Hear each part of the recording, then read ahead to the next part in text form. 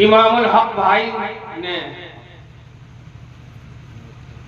बहुत ही मेहनत और मशक्कत की है और वाकई एक बाप को जो बेटी से मोहब्बत होनी चाहिए हकीकत में इन्होंने अदा करके दिखा दिया है। इन्होंने अदा करके दिखा दिया है। जबकि लड़की की मां इंतकाल कर चुकी है, लेकिन मां का रोल इमामुल साहब ने अदा करके दिखाया है। किसी चीज की कमी कहे साथ नहीं होने दिया है। जमीन बिक गई है, लेकिन उन्हें सोचा कि जमीन बिक गई तो बिक गई, लेकिन मेरी बेटी को तकलीफ ना हो।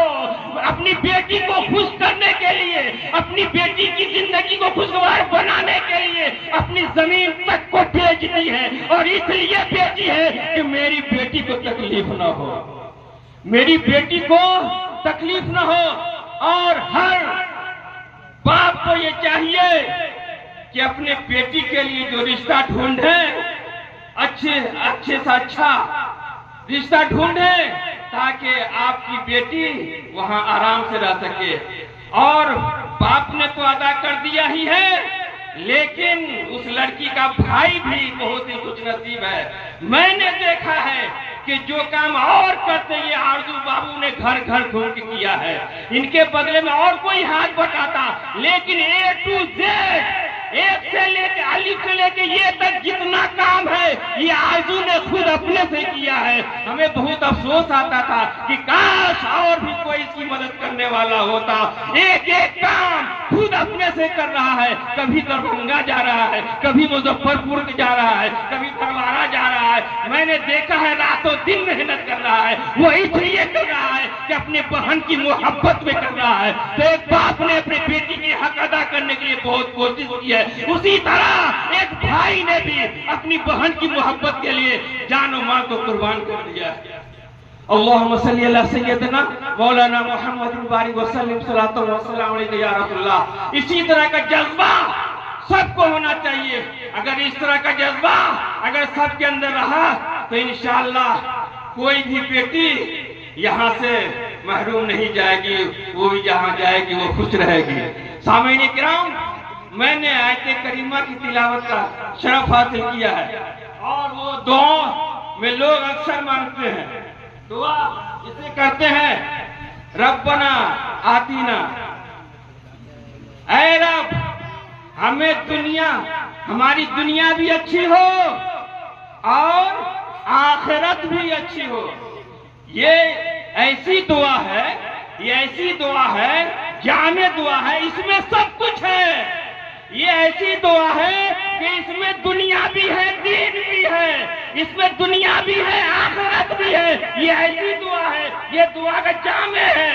अल्लाह, अब हम क्या कहते हैं, ये तो कुरानी है, ये रब्बना आतिना, लेकिन हम जब दुआ करते हैं तो अल्लाहुम्मा लगाते हैं। ऐ अल्लाह, अल्लाहुम्मा रब्बना आतिना फिद दुनिया हसना, ऐ अल्लाह हमारी दुनिया अच्छी हो और आखिरत भी अच्छी हो और जहन्नम के अजाब से बचा।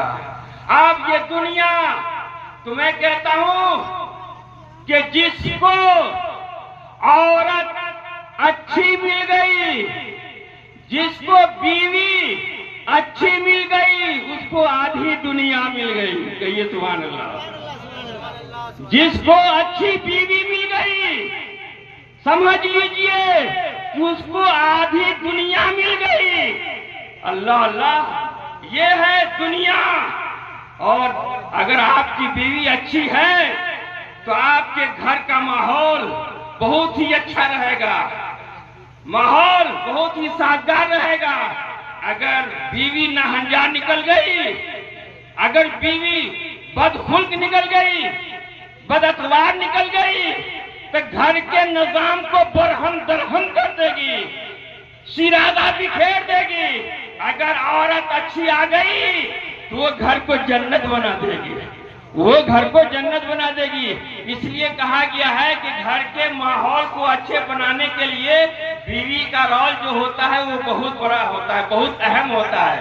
इसलिए हर औरत को चाहिए कि अगर उसका शौहर घर से रुखसत हो, काम के लिए जा रहा हो, तो बीवी को ये चाहिए कि हंसते हुए, चेहरे पे मुस्कुराहट हो, हंसते हुए अपने शौहर को घर से रुखसत करे।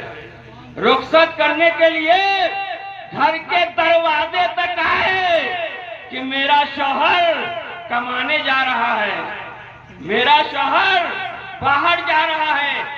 इसलिए औरत को चाहिए कि अपने शौहर को घर के दरवाजा तक छोड़िए और मुस्कुराते हुए छोड़िए, मुस्कुराते हुए छोड़िए। और जब ऐसी हालत में कोई भी मर्द घर से जाएगा वो खुशी खुशी जाएगा और जो भी काम होगा उसका अच्छा होगा।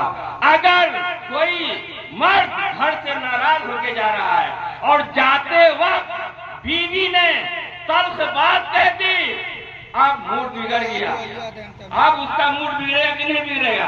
अब जब मूड बिगड़ेगा तो क्या से क्या हो जाता है, क्या से क्या हो। अगर ड्राइवर है तो मूड तो घर ही में बिगाड़ दिया बीवी ने, एक्सीडेंट कर देगा, क्योंकि मूड बिगड़ा हुआ है। घर से जो निकला है उसका मूड बना हुआ नहीं था, मूड बिगड़ा हुआ था। ड्राइवर है तो एक्सीडेंट कर देगा। अगर टेलर है वो घर से रक्षक हुआ है, अगर बीवी ने नाराजगी इख्तियार की, बीवी ने अच्छा सलूक नहीं किया तो वो नाराज होके जाएगा। तो हो सकता है कि वो टेलर एक पैंट को आधा कर दे, एक पैंट को फुल कर दे, क्योंकि वो खुश नहीं होगा, मिजाज बिगड़ा होगा। तो ये है। और जब हंसने की बात नहीं, अमल करने की बात है।